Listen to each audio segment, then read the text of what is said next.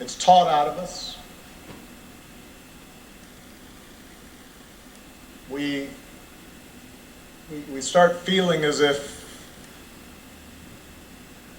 in fact, we can't afford to extend kindness or decency to other people. That we're better off if we're above other people and looking down on them. And so often that's encouraged in our culture. But John always said, he always saw the best in us. And he never gave up and never stopped speaking out because he saw the best in us. He believed in us even when we didn't believe in ourselves.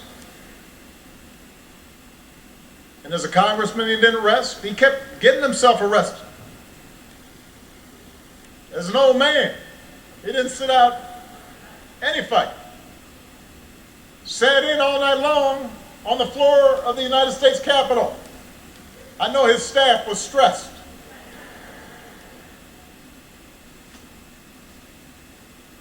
But the testing of his faith produced perseverance. He knew that the march is not over, that the race is not yet won, that we have not yet reached that blessed destination where we are judged by the content of our character. He knew from his own life that progress is fragile, that we have to be vigilant against the darker currents of this country's history, of our own history, with their whirlpools of violence and hatred and despair that can always rise again. Bull Connor may be gone, but today we witness with our own eyes police officers kneeling on the necks of Black Americans. George Wallace may be gone, but we can witness our federal government sending agents to use tear gas and batons against peaceful demonstrators.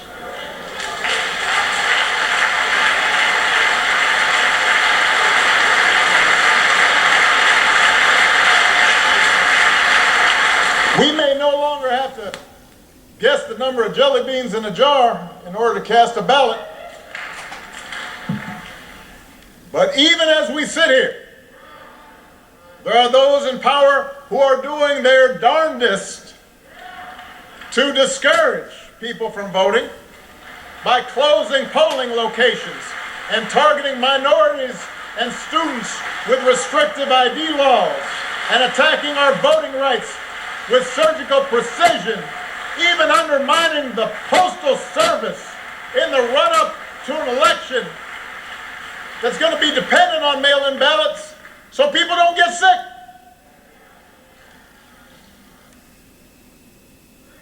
Now, I know this is a celebration of John's life. There are some who might say we shouldn't dwell on such things. But that's what I'm talking about. John Lewis devoted his time on this earth fighting the very attacks on democracy and what's best in America that we're seeing circulate right now.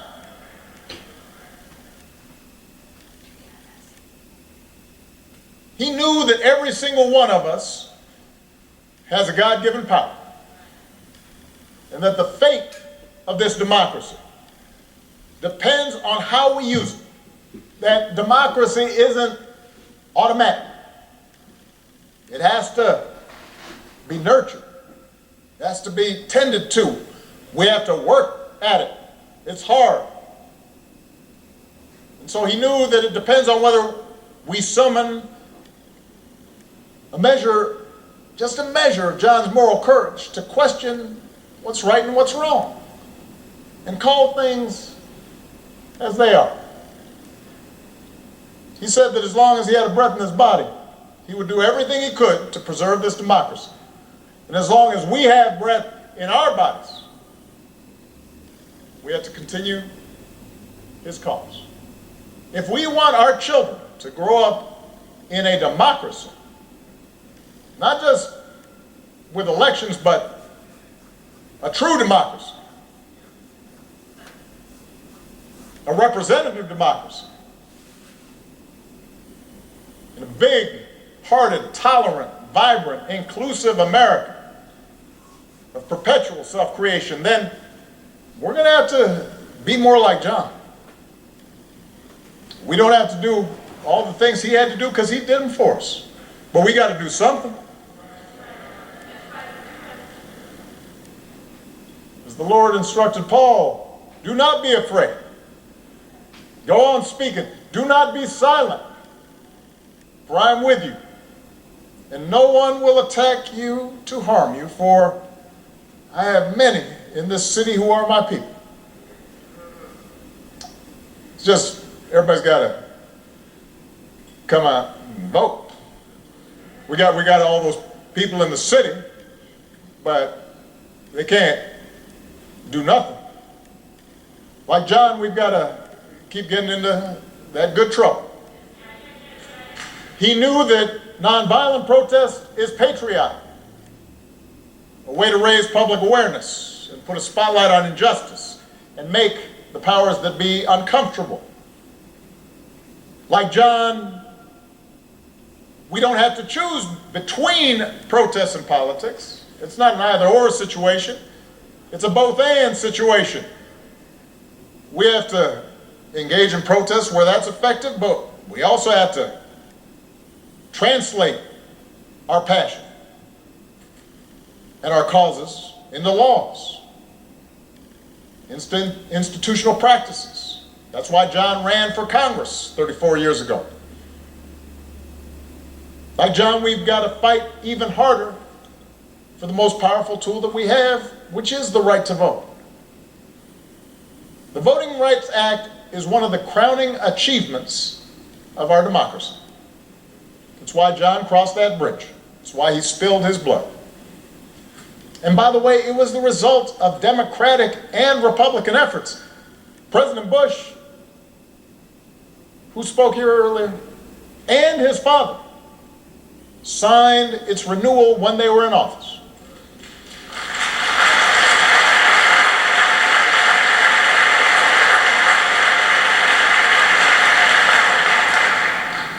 President Clinton didn't have to because it was the law when he arrived, so instead he made a law to make it easier for people to register to vote.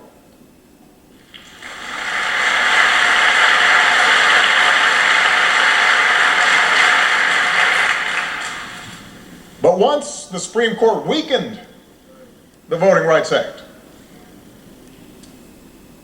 some state legislators unleashed a flood of laws designed specifically to make voting harder. Especially, by the way, state legislators where there's a lot of minority turnout and population growth. That's not necessarily a mystery or an accident.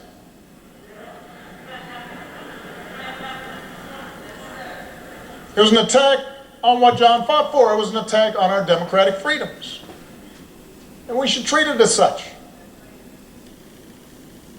If politicians want to honor John, and I'm so grateful for the legacy and work of all the congressional leaders who are here, but there's a better way than a statement calling him a hero.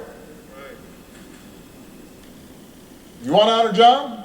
Let's honor him by revitalizing the law that he was willing to die for.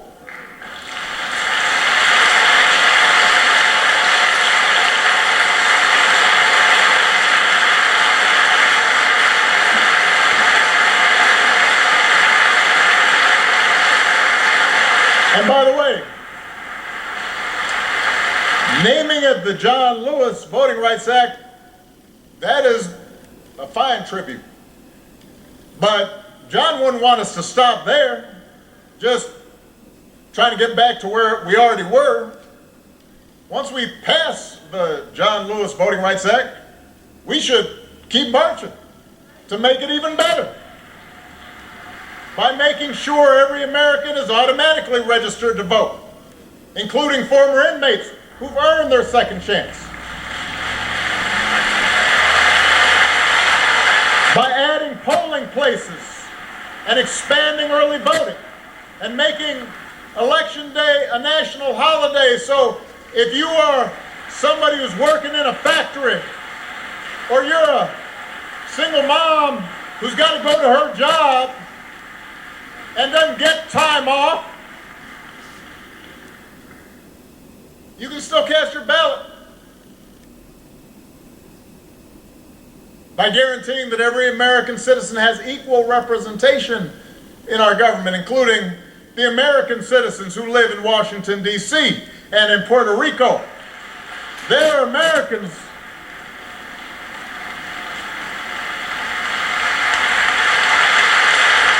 By ending some of the partisan gerrymandering so that all voters have the power to choose their politicians, not the other way around. And if all this takes eliminating the filibuster, another Jim Crow relic, in order to secure the God-given rights of every American, then that's what we should do. Now, even if we do all this, even if every bogus voter suppression law is struck off the books today, we've got to be honest with ourselves that too many of us choose not to exercise the franchise. Too many of our citizens believe their vote won't make a difference, or they buy into the cynicism that, by the way, is the central strategy of voter suppression, to make you discouraged, to stop believing in your own power. So we're also going to have to remember what John said. If you don't do everything you can do to change things, then they will remain the same. You only pass this way once. You have to give it all you have. As long as young people are protesting in the streets, hoping real change takes hold, I'm hopeful, but we can't casually abandon them at the ballot box. Not when few elections have been as urgent on so many levels as this one. We can't treat voting as an errand to run if we have some time. We have to treat it as the most important action we can take on behalf of democracy. Like John, we have to give it all we have.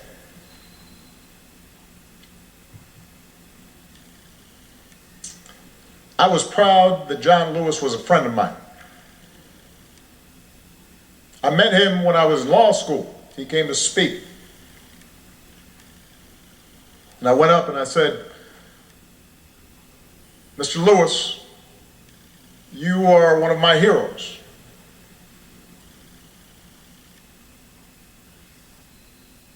What inspired me more than anything as a young man was to see what you and Ernest Lawson, Bob Moses, Diane Nash, and others did. And he got that kind of, "Aw shucks, thank you very much." Next time I saw him, I'd been elected to the United States Senate. And I told him, "John, I'm here because of you."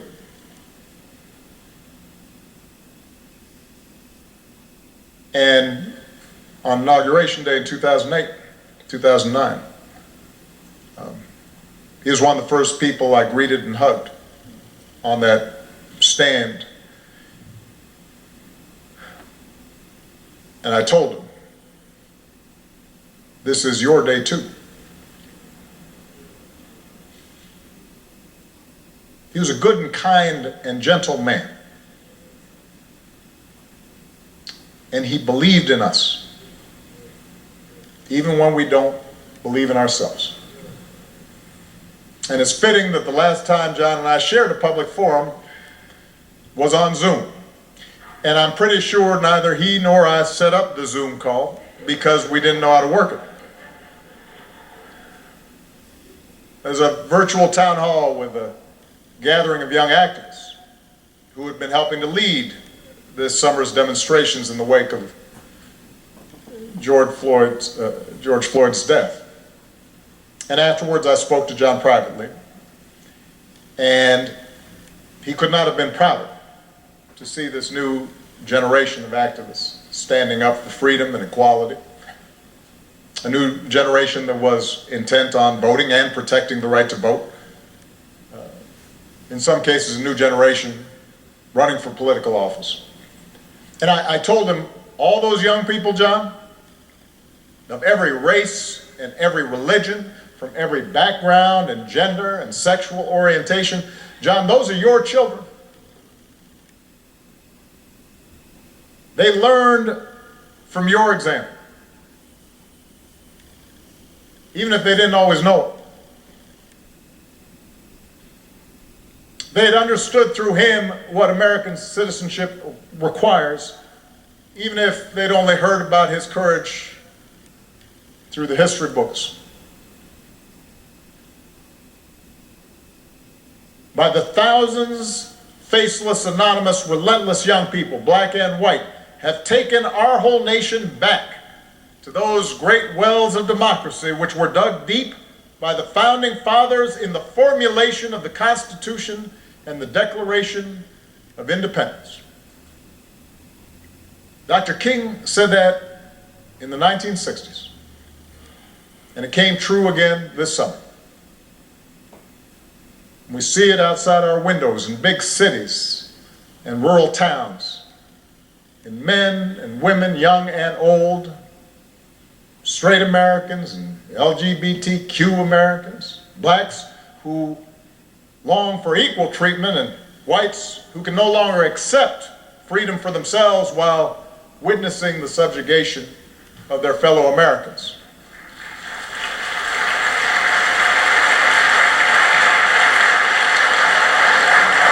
We see it in everybody doing the hard work of overcoming complacency, of overcoming our own fears and our own prejudices, our own hatreds. You see it in people trying to be better, truer versions of ourselves. And that's what John Lewis teaches us. That's where real courage comes from. Not from turning on each other, but by turning towards one another. Not by sowing hatred and division, but by spreading love and truth. Not by avoiding our responsibilities to create a better America and a better world, but by embracing those responsibilities with joy and perseverance, and discovering that in our beloved community, we do not walk alone. What a gift John Lewis was. We are all so lucky to have had him walk with us for a while and show us the way. God bless you all. God bless America. God bless this gentle soul who pulled it closer to its promise. Thank you very much.